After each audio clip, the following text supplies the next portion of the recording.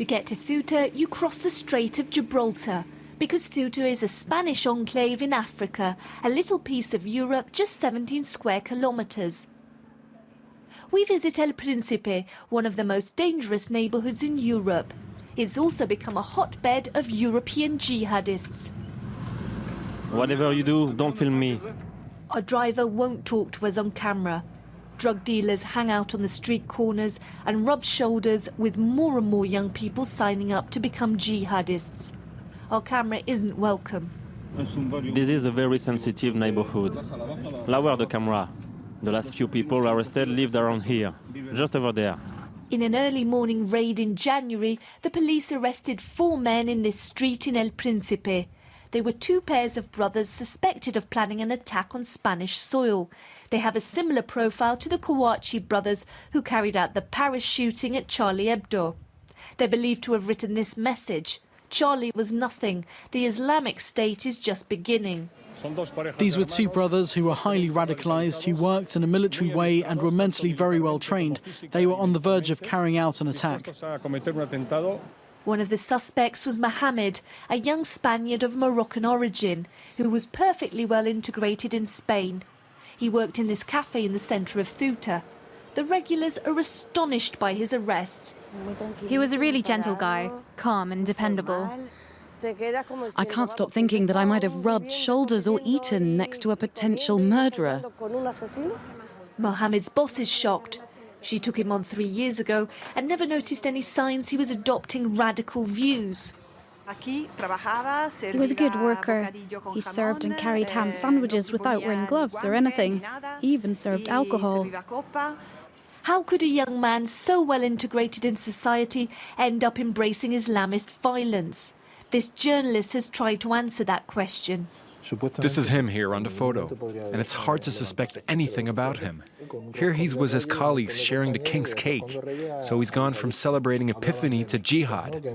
Perhaps he was recruited by someone who infiltrated a local mosque, or perhaps it was over the internet.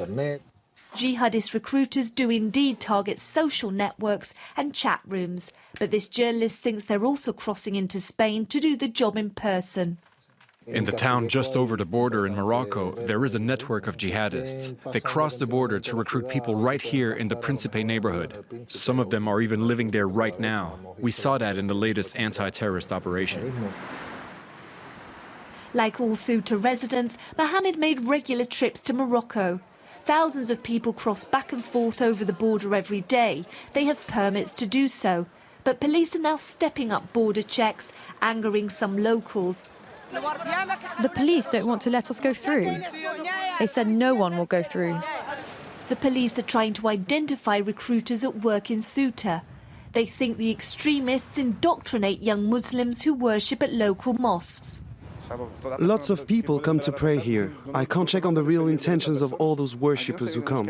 People only come here to pray. The majority of the jihadists that you see in the newspapers must have been recruited online.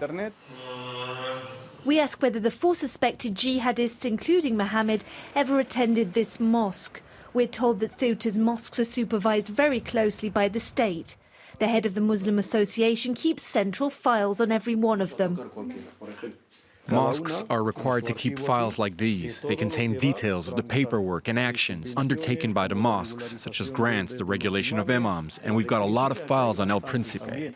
Very close attention is paid to El Principe.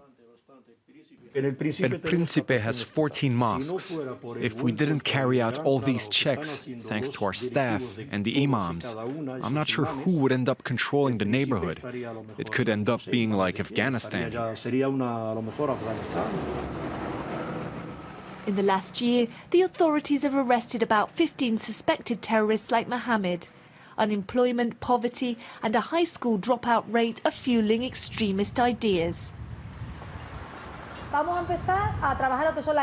going to start to learn the tools that will help you to find a job. In the neighbourhood's only social services centre, the idea is to help young people find a happier place in their society.